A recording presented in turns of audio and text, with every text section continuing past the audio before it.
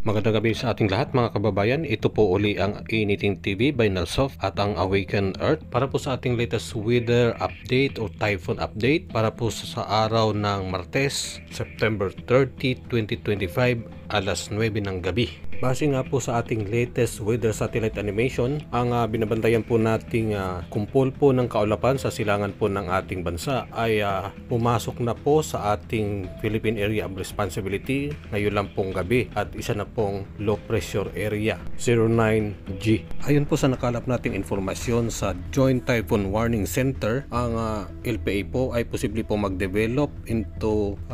tropical depression sa susunod na mga araw na kung saan lalapit po ito sa bahagi po ng silangang Central Luzon at Northern Luzon, at pagdating po ng umaga ng Biyernes ay lalapit na po ito doon sa Northern Luzon mainland. Sa hapon naman at hanggang